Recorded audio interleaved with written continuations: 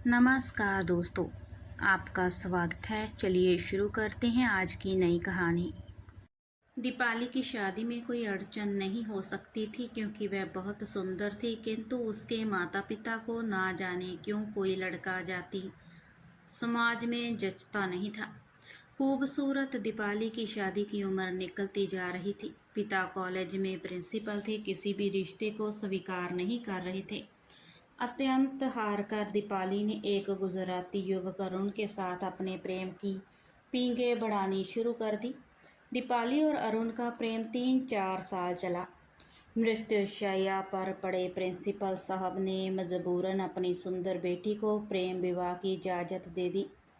दीपाली के विवाह बाद उसके पिता की मौत हो गई। उधर अरुण एक सच्चे प्रेमी की तरह दीपाली को पत्नी का सम्मान देते हुए अपने परिवार में अपनी माँ के पास ले गया। घर का व्यवसाय था, आर्थिक स्थिति मजबूत थी। अरुण दीपाली को जीजन से चाहता था, किंतु दीपाली को अरुण की माँ कांताबेन का स्वभाव नहीं सुहाता था। कांताबेन अपनी पारिवारिक परंपराओं का पालन करती थी, जैसे सिर पर पल्लू डालना आदि। वह दीपाली को जब तक टोक देती कि वह हाथ पांव ढककर के सिर पर आंचल ओढ़े। यह सब गुजराती परिवार में बहुओं का सामान्य आचरण था, किंतु दीपाली को यह कतई पसंद नहीं था। इसी वजह से इस अंतर्जातीय विवाह में दरार पड़ने लगी। शुरू में अरुण ने दीपाली को समझा बुझा कर शांत रखने की मुनहार की, किंतु अरुण की मनोल तब बेकार हो गई जब दीपाली इस टोका टाकी से बेहद चिढ़ गई और अरुण के बहुत समझाने पर भी मायके चली गई। दीपाली मायके गई तो उसकी माँ माया ने उसे समझाने के बदले अपनी दूसरी बेटियों संग भड़काना शुरू कर दिया। दीपाली की बहन राजश्री ने तो आग में घी डालने का काम कर दिया। पैसे भी राजश्री की आदत सबके घर मीन मेष निकाल कर कहला कराने की ही थी। दीपाली के विवाह को भी उसने नहीं छोड़ा। सभी बहनों को वह सास के प्रति कठोरता बरतने की शिक्षा देने लगी। माँ और बहन के बहकावे में आकर दीपाली ने अपने पति अरुण के प्यार से मुख मोड़ लिया। बेचारा अरुण कितनी बार आता रूठी पत्नी को मनाता, पर ना तो दीपाली टस से मस हुई, ना उसकी माँ माया। मायके में भाभी सारा काम कर लेती, दीपाली माँ के साथ घूमती फिरती रहती। रात को खा पी कर सो जाती। घरेलू कामकाज ना होने तथा खाने और बेफिक्री से सोने में से दीपाली का शरीर काफ़ी बढ़ गया। अब वह सुकोमल की जगह मोटी सी बन गई। हालांकि आकर्षक वह अब भी थी, पर पति के प्रेम को ठुकराने से उसके सौंदर्य में वह मासूमियत नहीं झलकती। दीपाली अपने मायके में खाने सोने में दिन गुजारने में मस्त थी, तो दूसरी तरफ अरुण अपनी पत्नी के लिए हमेशा उदास रहता। कांताबेन भी चाहती थी कि उनकी बहू घर लौट आए तो बेटे का परिवार आगे बढ़े और वह भी बच्चों को खिलाए। मगर फिर दीपाली अपने ससुराल नहीं गई। अरुण उससे पहले मिलने आता रहा, पर बाद में फ़ोन तक ही शादी सिमट गई। अकेले रहते हुए भी अरुण ने ना कहीं चक्कर चलाया और ना ही दीपाली ने उसे तलाक दिया। वह अरुण की ज़िंदगी को उधर में लटकाए रही। अरुण मनाते मनाते थक गया। दिल में दीपाली के लिए सच्ची चाह थी। जिंदगी ऐसे ही खाली एवं अकेले कटने लगी। वह नहीं सोच सका कि दीपाली से अलग भी दुनिया हो सकती है। पत्नी से दूर रहकर वह खोया खोया सा रहता। एक दिन न जाने बाइक चलाते किन ख्यालों में गुम था कि एक ट्रक से टकरा गया। माथे पर गहरी चोट लगी। कांता एवं उसके पति ने दीपाली को खबर भेजी, मगर दीपाली ने और ना ही उसकी माँ ने अस्पताल जाकर अरुण को देखना उचित समझा। उल्टे इस नाजुक मौके पर दीपाली की माँ ने अरुण के पिता से सौदेबाजी शुरू कर दी।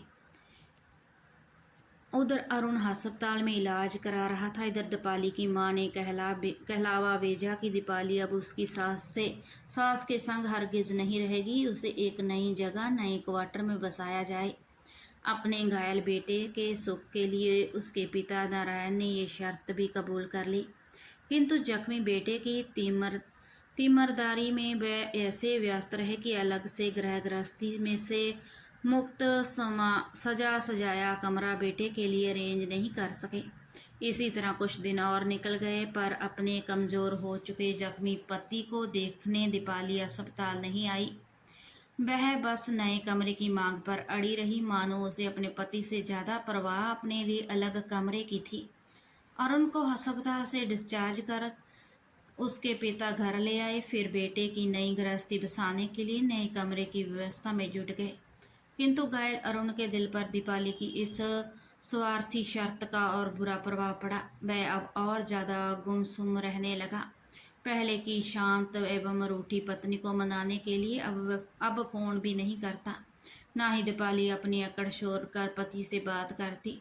इसी निराशा ने अरुण को भीतर से तोड़ दिया। वह जैसे समझ गया कि जिसे उसने इतना जी जान से चाहा, वह घर विवाहता होकर भी उसे जख्मी हालत में देखने नहीं आई, तो उसके संग आगे की जिंदगी व्यतीत करने की क्या अपेक्षा करनी। अरुण के सारे स्वप्न सुलझ गए। जो प्रेम का भाव उसे जीवन जीने की ऊर्जा देता था, वह अब लुप्त हो गया। वह खाली सा महसूस करता। इसी हालत में एक रात अरुण उठा, फिर सर पर अभी भी पट्टी बंधी थी। माँ दूसरे कमरे में सोई थी। पत्नी से फोन पर बात होती नहीं थी। दीपाली से अब उसे प्रेम की आशा नहीं थी। उसने देख लिया था कि जिसे वह अभी तक चाह रहा था, वह तो पत्थर की एक मूर्त भर थी।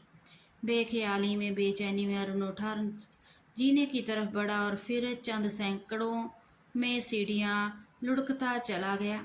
सीढ़ियों के नीचे पहुंचने तक उसके प्राणक्षु उड़ गए थे। जिस जख्मी पति को दीपाली देखने नहीं आई थी, वह पति की मौत पर उसके माँ बाप से पति का हिस्सा मांगने अपनी माँ, बहन एवं भाई जीजा को लेकर आ गई। जिसने भी दीपाली को देखा, वह समझ गया कि इस मतलब परस्त लड़की ने एक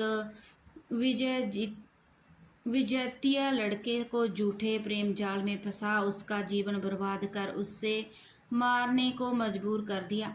वही अब ससुराल सास ससुर से अपने पति का हिस्सा मांग रही है। तो क्या यही प्यार है? क्या यही विवाह का हक है? दोस्तों, आपको ये कहानी कैसी लगी हमें कमेंट में ज़रूर बताएं। वीडियो को लाइक, शेयर, चैनल को सब्सक्राइब ज़रूर कर लें।